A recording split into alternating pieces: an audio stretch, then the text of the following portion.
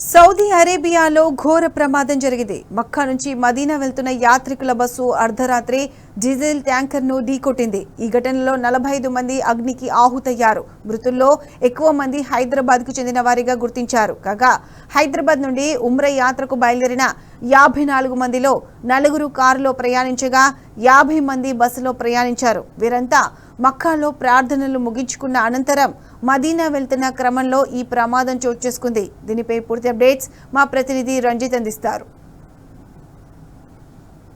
బయలుదేరిన వాటి మొత్తం కూడా 54 మంది యాత్రకు బయలుదేరారు. దాంట్లో ముఖ్యంగా చూసుకున్నట్లయితే కారు ద్వారా వచ్చేసి 4 ప్రయాణం చేయగా మిగిలిన 50 మంది హైదరాబాద్ నుంచి మొత్తం చూసుకున్నట్లయితే 4 ప్రధాన ట్రావెల్స్ ఏజెన్సీల నుంచి 50 మంది బయలుదేరారు. దాంతోపాటుగా 4 కారు ద్వారా కూడా అక్కడికి ప్రయాణం చేసినట్లుగా కూడా తెలుస్తుంది. ముఖ్యంగా దీంట్లో చూసుకున్నట్లయితే మక్కాలో ఏదైతే యాత్ర ముగిసిన అనంతరం మక్కా నుంచి కూడా మదీనాకు వెళ్తుంటే 25 కిలోమీటర్ల సమీపంలో మదీనాకి 25 కిలోమీటర్ల సమీపంలో ఆయిల్ ట్యాంకర్ వచ్చి ఢీకొనడంతో తెల్లవారుజామున వాళ్ళందరూ కూడా నిద్రమత్తులో ఉండడంతో వాళ్ళకు మేలుక రాకపోవడం, ఆ సమయంలో ఆయిల్ ట్యాంకర్ ఢీకొట్టడం వల్ల అక్కడికక్కడే 45 మంది కూడా చనిపోయినట్టుగా కూడా చెప్తున్నారు. దానికి సంబంధించిన దానిలో 27 మంది కూడా పురుషులు, దాంతో పాటుగా 18 మంది మహిళలు, మొత్తానికి 45 మంది చనిపోయారు. ఈ 45 మందిలో 10 మంది చిన్నారులు కూడా చనిపోయినట్లుగా కూడా హైదరాబాద్ సిపి చెప్పిన పరిస్థితులు కనబడుతున్నాయి. ఇకపోతే హైదరాబాద్లోని నివాసం ఉంటున్నటువంటి ఒకే కుటుంబానికి సంబంధించినటువంటి 8 మందిలో 7 అక్కడికక్కడే మృతి చెందారు. దాంట్లో షోయబ్ అనే వ్యక్తి దాంట్లో నుంచి బయటికి రాగా అతనికి ప్రమాదం అనేది జరిగింది. ఆ ప్రమాదం జరిగిన అతన్ని చికిత్స అనంతరం హాస్పిటల్కు తరలించారు. వాళ్ళ కుటుంబానికి సంబంధించిన వాళ్ళు 7 చనిపోయారు. వాళ్ళతో పాటుగా మరొక కుటుంబానికి సంబంధించిన ఒకే కుటుంబానికి చెప్పిన చిన్నారులు కావచ్చు, వాళ్ళ తల్లిదండ్రులతో పాటుగా 7 చనిపోయారు. వాటితో పాటు హైదరాబాద్లోని ఒక అడ్వకేట్గా ఉన్నటువంటి వ్యక్తి అయితే ఈ దుర్ఘటనలో జరిగిన యొక్క ఘోర రోడ్డు ప్రమాదంలో 45 మంది మృతి చెందినట్లుగా హైదరాబాద్ సిపి వెల్లడించారు. దీంతోపాటు ముఖ్యంగా చూసుకున్నట్లయితే చనిపోయిన వాళ్ళందరి యొక్క మృతదేహాలు కూడా సౌదీ అరేబియాలోని మక్కా మదీనా ప్రాంతం మధ్యలో 25 కిలోమీటర్ల మధ్యలో ఉన్నాయి. వీరందరికీ కూడా ఏదైతే చనిపోయిన వాళ్ళ యొక్క మృతదేహాలు ఉన్నాయో వాళ్ళ యొక్క DNA టెస్ట్ ఆధారంగా హైదరాబాద్కు తరలిస్తారా, లేకపోతే మక్కాలోనే దాని యొక్క అంతిమ యాత్ర జరిగి దహన సంస్కారాలు చేస్తారనేది కూడా ప్రశ్నార్థకంగా ఉంది.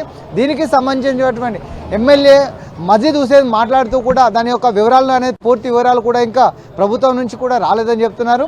వీళ్ళ గాలింపు చర్య జర్రా ప్రాంతం నుంచి కావచ్చు, ఆసిఫ్ నగర్ నుంచి కావచ్చు, మల్లెపల్లి నుంచి కావచ్చు, ఈ ప్రాంతంలో ఉన్నటువంటి వ్యక్తులు హైదరాబాద్ నుంచి పోయారు. మొత్తానికి ఈ ప్రమాదంలో హైదరాబాద్ నుంచి ఈ యాత్రకు 54 మంది చనిపోతే 54 మందిలో 45 మంది అక్కడికక్కడే చనిపోగా 4 మక్కాలో ప్రార్థనల అనంతరం కూడా బస్సు ఎక్కకపోవడం, మిస్ కావడంతో అక్కడ 4 ఉండడము, దాంతోపాటుగా 4 కారులో ట్రావెల్ చేయడం. 8 మందిని చూసుకున్నట్లయితే ఒకరు హాస్పిటల్లో చికిత్స పొందుతున్నారని, 45 మంది చనిపోయినట్టుగా నిర్ధారించారు హైదరాబాద్ సిపి.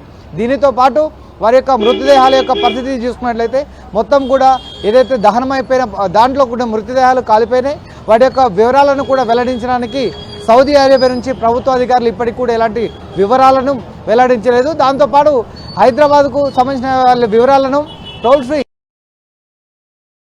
వారి యొక్క డేటాని కూడా సేకరించేసి వాళ్ళ యొక్క డెడ్ బాడీస్, వాళ్ళ యొక్క సంబంధించిన సేవా కార్యక్రమాలు కూడా సచివాలయం నుంచి ఏర్పాటు చేస్తున్నట్టుగా టోల్ ఫ్రీ నెంబర్ని కూడా కేటాయించారు.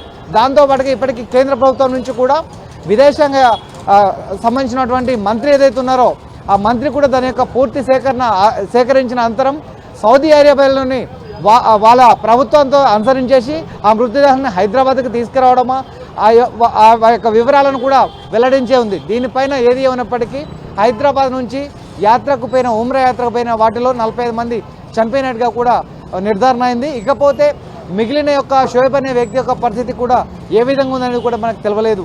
దాంతో పాటుగా 8 మందికి క్షేమంగా ఉన్నట్టుగా చెప్తున్నారు.